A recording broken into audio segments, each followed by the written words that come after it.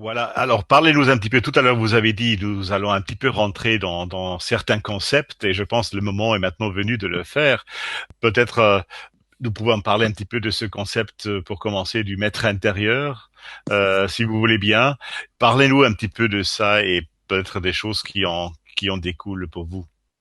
Alors là, je vais parler depuis mon expérience personnelle, puisque je peux pas faire autrement pour le coup, parce que le concept du maître intérieur est quelque chose qui apparaît sur le parcours de celui qui cherche.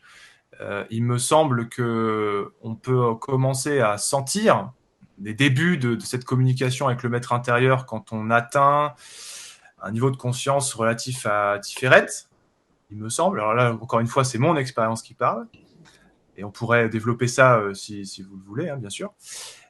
Et je pense que le contact est véritablement établi une fois que la conscience, comme je l'ai dit juste avant, atteint le niveau de Saturne, ou Bina dans l'arbre de Séphiroth, ou encore le haut du ciel, enfin il y a plein de dénominations, Oui. où là en fait la conscience retrouve sa conscience d'éternité, retrouve en fait, pas sa capacité, c'est pas le mot, mais retrouve son origine unitaire.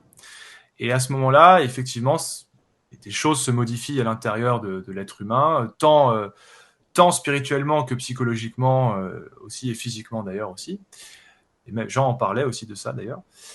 Et à ce moment-là, effectivement, il y a une communication avec ce que Jean appelait le maître intérieur, qui est en fait la volonté. Alors moi, j'appelle ça comme ça, la volonté de la nature qui s'exprime à l'intérieur de l'être. D'accord. C'est-à-dire, c'est-à-dire on pourrait presque parler de messages qui émergent en l'être humain et qui dictent, sans, sans pour autant restreindre le vivant, mais qui dictent une direction et qui est une voie que Jean disait appeler ça la voie du maître intérieur. Mathieu, euh, vous voulez peut-être aussi parler un petit peu de ce concept, qu'est-ce qu'il représente pour vous, ou vous voulez aller sur d'autres concepts de cette école qui vous importent, qu'on peut un peu expliquer à nos écouteurs, bien que ça soit très difficile.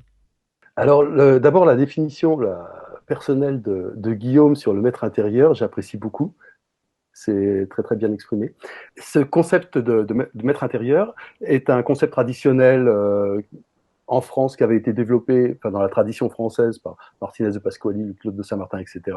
Et puis surtout chez les anglo-saxons à la Golden Dawn et qui a été en quelque sorte enfin, euh, exacerbé par Aleister Crowley, qui a créé une sorte de la notion de comment dire de citoyen spirituel, c'est-à-dire d'autonomie spirituelle et d'indépendance par rapport à la tradition dès qu'on atteint un certain niveau. Voilà, et c'est ça que c'est un peu le mélange de ces deux concepts que les philosophes de la nature ont développé et qui tenait fort à cœur à Jean Dubuis, donc ce concept d'indépendance spirituelle, d'atteindre un certain niveau où, dans ces termes, maître intérieur, école de la nuit, etc., on atteint à une autonomie spirituelle. Voilà, ça c'est vraiment la base, c'est très important. Je trouve que c'est très intéressant cette dénomination citoyen spirituel. Je trouve ça parle beaucoup de ce que ce mouvement, cette école, cette pensée veut exprimer, n'est-ce pas? Oui, c'est bon, c'est un peu comme tout à l'heure, j'ai employé le terme démocratie, c'est un peu, je voulais pas du tout l'employer dans le sens politique, hein, bien sûr. Non, mais C'est justement, je crois pas qu'il faut en avoir peur, justement, parce que ça nous ramène quelque part le mouvement, j'appelle ça mouvement, même ça, c'est pas le terme véritable ouais. à apprendre. Ça ramène ça un petit peu dans la réalité quotidienne du XXIe siècle, c'est dont parlait Guillaume tout à l'heure, pensez-vous pas? C'est un idéal en tout cas. Oui, c'est Ouais. oui, on tend vers ça, on tend vers ça. Voilà, c'est ça. Exactement.